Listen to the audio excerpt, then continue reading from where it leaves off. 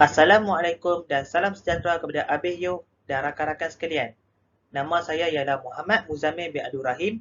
Nombor metrik ialah 149936 dan saya adalah ahli kumpulan 16.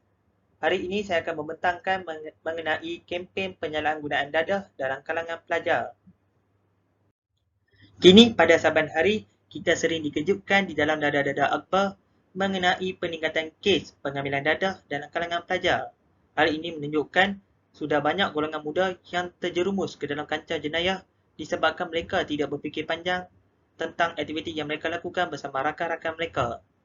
Seterusnya, dadah merupakan satu istilah khusus yang digunakan bagi merujuk kepada sebarang bahan kimia bagi tujuan rawatan manusia dan haiwan serta mencegah penyakit mengikut preskripsi yang ditetapkan oleh doktor di mana-mana hospital. Tetapi, ia juga mampu mendatangkan keburukan kepada seseorang individu dari segi fizikal, mental dan tingkah laku apabila diambil secara tidak terkawal dan pada dos yang sangat tinggi. Dadah juga menyebabkan seseorang itu ketagih dan ketagihan ini menyebabkan seseorang pendagih itu mudah agresif apabila tidak mendapat bekalan dadahnya. Ketagihan ini juga menyebabkan individu itu tidak dapat hidup tanpa dadah tersebut. Seterusnya adalah statistik penyalahgunaan dadah dalam kalangan pelajar.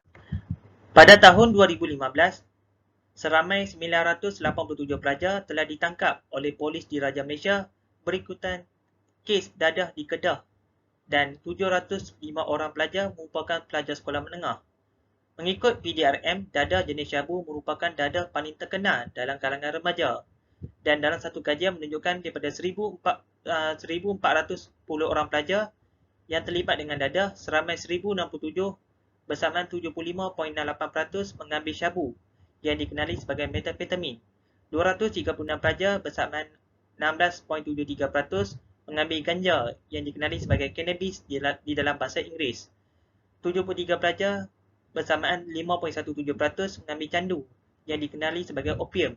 Seterusnya adalah 31 pelajar bersamaan 2.23% mengambil amfetamin iaitu dadah perangsang. Dan terakhir adalah 3 orang pelajar yang mengambil ketamin bersamaan 0.19%. Seterusnya adalah punca-punca pelajar terjebak dengan najis dadah. Yang pertama adalah sifat ingin tahu yang tinggi dalam diri pelajar. Kebanyakan pelajar sering berasa curiga dengan apa-apa saja yang berada di sekeliling mereka dan menyebabkan timbulnya perasaan ingin mencuba tanpa berfikir panjang. Kebanyakan pelajar seringkali mendengar slogan anti dadah di rata-rata tempat dan ia merupakan salah satu sebab mereka mula berjinak-jinak dengan najis dadah kerana ingin mengetahui mengenai rupa, bentuk dan kesan dadah itu sendiri. Yang kedua adalah pengaruh rakan sebaya. Pada masa kini, kebanyakan anak-anak mula diabaikan oleh ibu bapa disebabkan kesibukan masa bekerja. Maka dengan itu, kebanyakan anak-anak ini mula mendapatkan perhatian daripada rakan-rakan mereka tanpa mengetahui pengaruh baik maupun keburukan. Hal ini merupakan salah satu faktor utama mengapa mereka mudah dipengaruhi oleh rakan-rakan mereka untuk mengambil dadah dalam bentuk pil atau tablet yang dikatakan mampu menyelesaikan masalah mereka. Yang ketiga adalah tekanan emosi dan stres. Kebanyakan anak-anak yang menghadapi masalah keluarga seperti perceraian akan mengalami emosi dan stres pada kadar yang sangat tinggi. Hal ini menyebabkan mereka mengambil dadah kerana berfikir ia merupakan cara paling mudah bagi melupakan segala masalah dalam diri kehidupan mereka. Seterusnya adalah kesan-kesan pengambilan dadah terhadap pelajar. Yang pertama adalah jangkitan HIV.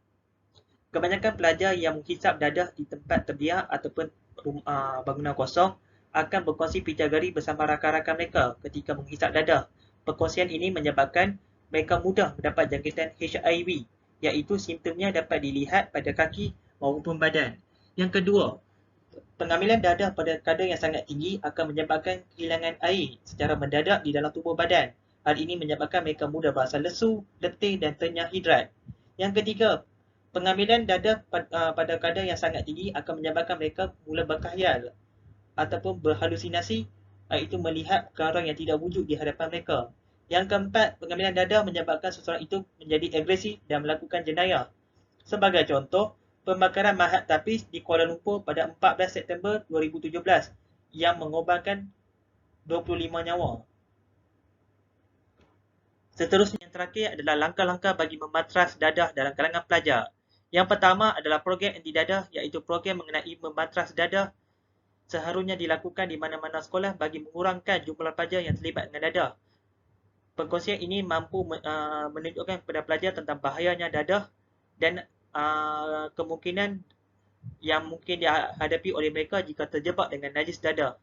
Yang kedua adalah peranan ibu bapa. Ibu bapa seharusnya memantau kegiatan anak-anak mereka dari semasa ke semasa dan juga memberi perhatian kepada mereka serta kasih sayang yang secukupnya supaya mereka tidak terjerumus ke dalam kancah jenayah.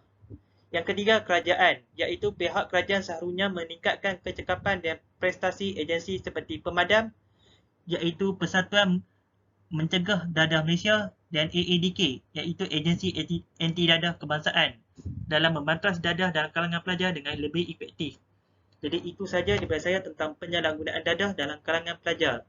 Sekian, terima kasih.